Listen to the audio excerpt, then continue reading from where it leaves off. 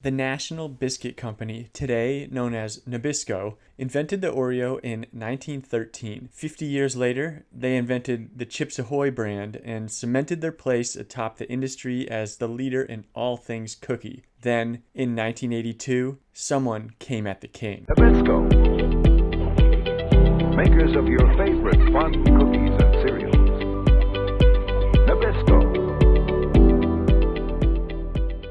Frito-Lay had its own kingdom to reign over, salty, crunchy snacks. They had invented Fritos in 1932 and Doritos in 1964, but they noticed something. United Press International quotes Kenneth Treese, a Frito-Lay vice president, saying, "From our point of view, there are some substantial consumer dissatisfactions with the cookies now available nationally." He continued, "Consumer feedback shows that currently available cookies are, well, dry and stale tasting. The type of cookie that people loved most of all, both then and now, were homemade soft cookies straight out of the oven, and no one was offering those." In 1980, Frito-Lay believed they found someone who could at least offer up the soft part. They acquired the Grandma's Cookie brand out of Oregon and developed a soft, chewy cookie which they launched into the Kansas City market in 1982 to much fanfare. New Grandma's Rich and Chewy Chocolate Chip Cookies.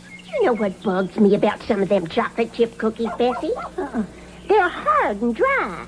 But yours are delicious, crispy on the outside, moist and chewy on the inside. New Grandma's Rich and Chewy Chocolate Chip Cookies taste suspiciously close to homemade.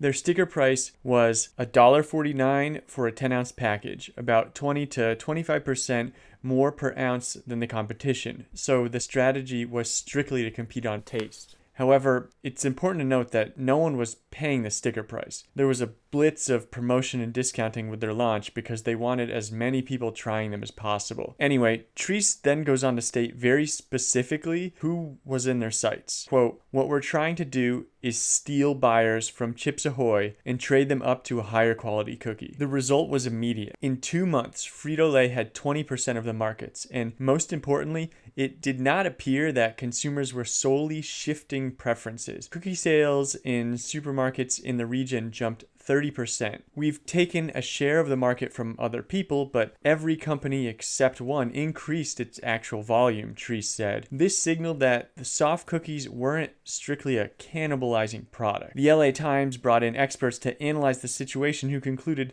soft cookies would capture up to 35% of the soon-to-be $3 billion that Americans spent annually on packaged cookies. It was not long then before Grandma's Cookie had competition. First, there was Procter & Gamble, which had reportedly spent $30 million developing its own soft cookie across several years, a fact that we'll come back to later. They came out with Duncan Hines brand and, determined to go head-to-head with the upstart Frito-Lay, launched them into the Kansas City market as well in January 1983. Crispy, chewy Duncan Hines chocolate chip cookies. Not hard like most packaged cookies. They taste crispy outside, chewy inside, like Mom baked. Their go-to-market media and promotion blitz involved mailing samples to 500,000 homes in the Kansas City area alone. As a result, they were arguably even more successful than Grandma's, capturing up to 35% of regional sales. Nabisco was initially caught off guard. Their CEO didn't have a product ready as his cookie dominance came into question. The best he could do was try and grab a news cycle and announce that they were adding more chocolate chips to the Chips Ahoy flagship brand. But with the largest cookie production team at his disposal, it didn't take that long. In August of 1983, they produced the Almost Home brand. "I haven't had a chocolate chip cookie this moist and chewy since I was a kid." Yeah, but what kind of a name is Almost Home? 9 months after that, the final major player joined the fray as Keebler and their elves came out with Soft Batch, accompanied by the largest advertising campaign in that company's history.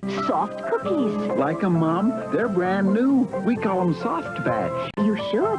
They're soft and chewy, like cookies right from the oven. The marketing continued to be ridiculous from all involved, who knew it would be key to establish loyalty early on. It was sort of like the land grab most recently seen with sports betting, where everyone was getting free money just to sign up. An executive from Nabisco summarized the situation saying, quote, It was a holocaust. Procter & Gamble would coupon $1, would coupon $1.50. Bodies were flying all over the place. The New York Times cited figures for promotion, writing that, quote, expenditures for cookie advertising, which totaled just $24 million in 1982, soared to $68 million in 1984 and hit nearly $51 million in the first half of 1985 alone. And that wasn't even including things like free samples or coupons. In the end, Nabisco came out victorious thanks to their ability to offer the greatest variety of soft cookies and by leveraging their distribution and production strengths, being the first to meaningfully expand outside of Kansas City and sell nationally. In 1985, Frito-Lay and Grandma's had managed to garner only 2.5% of the total cookie market. Procter & Gamble, via its Duncan Hines line, managed to win only 5.4%, about which Nabisco executive John Greenius mused, "If I was Procter & Gamble, I would regard that as a serious deficiency." But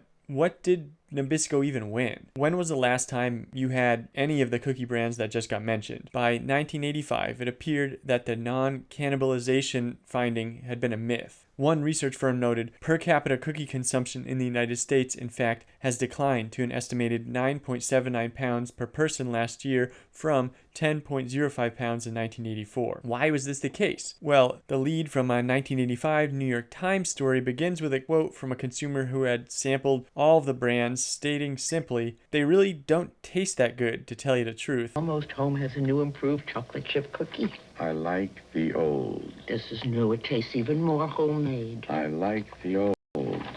There's more chocolate chips.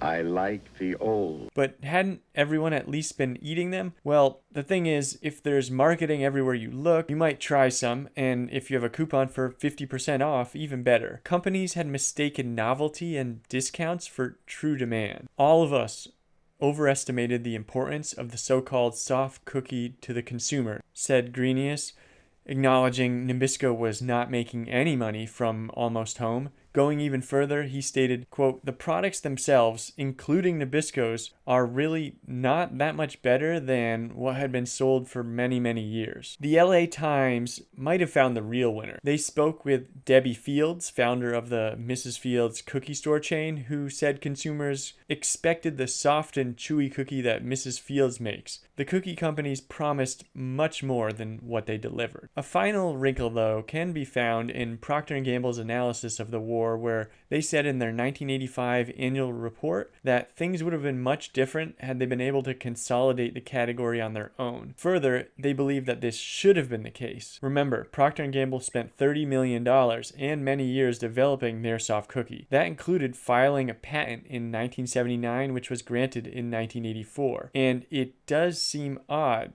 that the packaged soft cookie went from not existing to a four-way dogfight in a mere 2 years. Needless to say, they sued everybody. They said, among other things, Keebler flew a plane over the Procter & Gamble cookie-making plant while it was under construction, and a Frito-Lay employee posed as a Procter & Gamble customer to attend a confidential sales presentation. They won the suit, and in 1989 got paid out combined $125 million. Today, Nabisco's claim to being the American Cookie King is undisputed. Outside of the combined total of generic store brands, their product makes up nearly every top-selling cookie.